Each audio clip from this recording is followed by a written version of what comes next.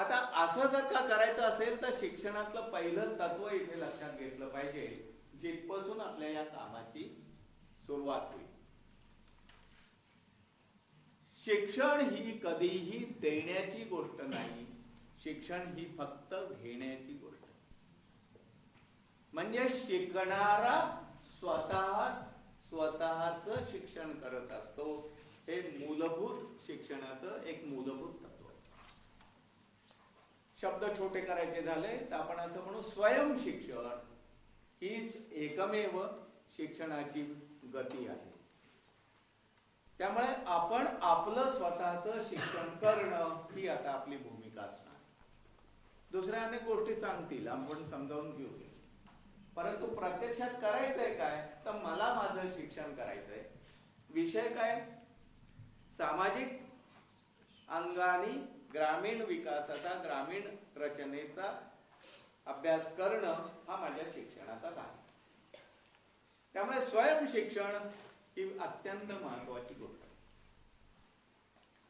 इथेच पहिल्यांदा तुमच्या लक्षात येईल, किंचित विषयांतर करतो. आपण जे सगळं शिकत आलो आतापर्यंत, ज्याला आपण म्हणतो शाळा कॉलेजातनं, तिथे नेमकी उलटी पद्धत आहे. हे सगळं शिक्षण हे शिकवण्याच्या अंगाने केले.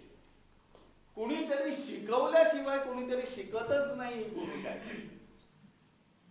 त्यामुळे सगळा घाट जो काही घातलेला आहे शिक्षणात, तो शिकवण्याचा घाट घातलेला आहे. त्याच्या मागे पुन्हा एक गफलत आहे. हे असं का केलं? शाळेत शिक्षक नेमला जातो, त्याच्याकडे काम काय दिलंय, त्याने ज्ञानाचं वितरण करायचं. बरोबर आहे. शिक्षकाची तयारी त्यासाठी केली जाते. एक म्हणजे ज्याचं ज्ञान द्यायचं तो विषय त्याला आला पाहिजे. आणि मग तुम्हाला गणिताचा शिक्षक, भूगोलाचा शिक्षक, इंग्रजीचा, मराठीचा, असे विविध शिक्षक दिसतात. एक स्पेशलायझेशन, विशेषीकरण. कारण मी हा विषय शिकवणार आहे, त्यामुळे तो विषय मला आला पाहिजे. मग त्या विषयात ग्रॅज्युएशन केलेला माणूस निवडायचा. दुसरं, त्याला आणखीन एक कौशल्य द्यायचं की माझं ज्ञान मला वितरित करायचंय, हे वितरित मी कसं केलं पाहिजे याच्या पद्धती मला शिकवायच्या. मग तो डीएड होतो, बीएड होतो, एमएड होतो, त्याला त्याचा स्पेशल विषय असतो. या पद्धतीने संपूर्ण शिक्षणाची रचना केलेली आहे, जी आपल्या ओळखीची. इथे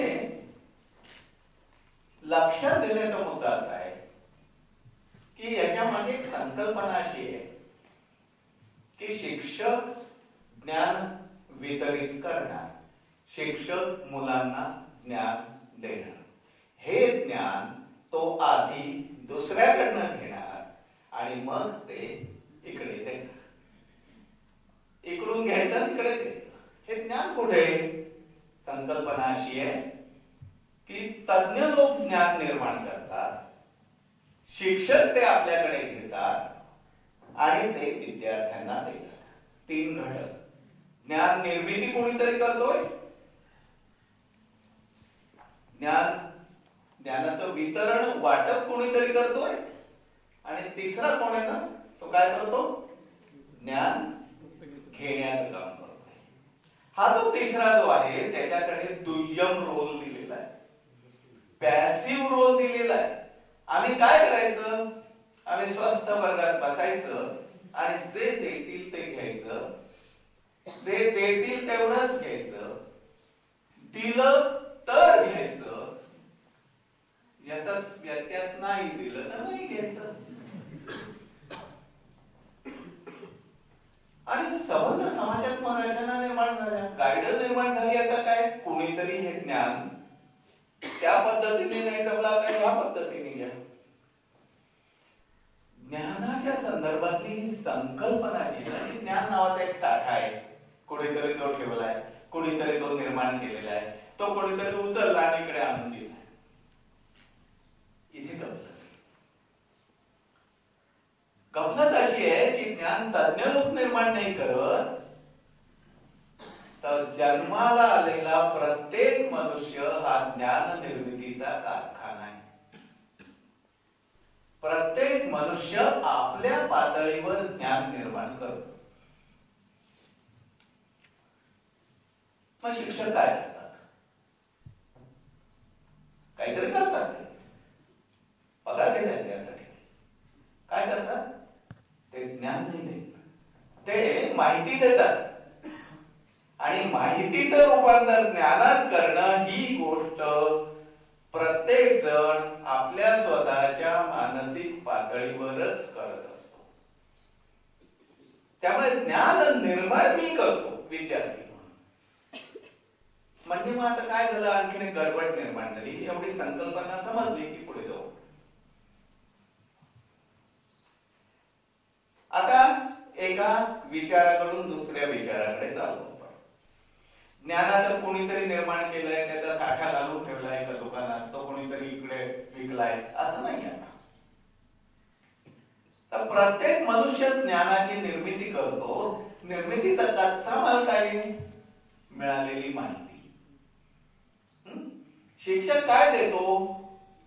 माहिती देतो. त्याचं रूपांतर ज्ञानात करण्याची प्रक्रिया ही मेंदूमध्ये घडत असते, आपल्या अंतर्गत घडत असते. आणि म्हणून पहिल्या तत्वाला इथे अधिक आधार मिळतो, स्वयंशिक्षणाचं तत्व. आपलं आपण शिकतो, याचा अर्थ आपणच आपल्या ज्ञानाची निर्मिती करतो, आपणच आपल्या ज्ञानाची रचना करतो, ज्ञानाच्या विटांवर विटा रचत जातो आणि समज्ञानाची इमारत माझ्यापुरती माझी मीच करत असतो. म्हणजे इथे एक प्रश्न आणखी समजावून घ्यायचा आला की माहितीचं रूपांतर ज्ञानात म्हणजे काय प्रकार आहे. कित्येकदा माहितीला ज्ञान समजल्यामुळे संबंध शिक्षण रचना प्रत्यक्षात करत असते माहितीचं वितरण, आणि शब्दात मात्र आपण म्हणतो ज्ञानाचं वितरण करतो. माहिती आणि ज्ञानात थोडासा फरक आहे, पण तो मूलभूत फरक आहे. कसं सांगू?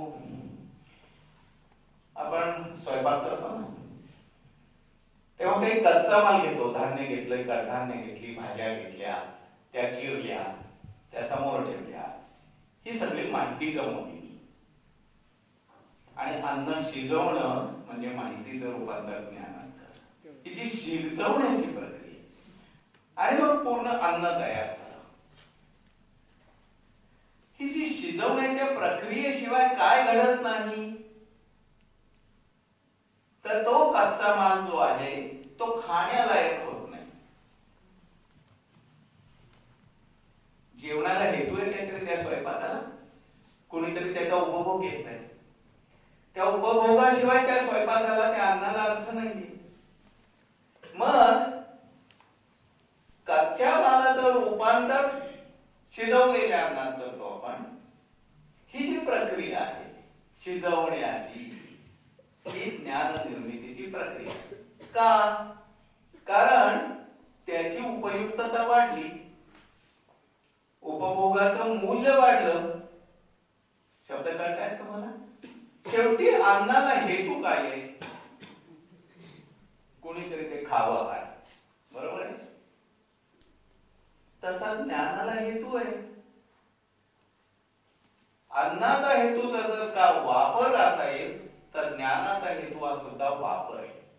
जर का ज्ञानाचा वापर होत नसेल तर ज्ञानाच्या अस्तित्वाला अर्थ नसतो.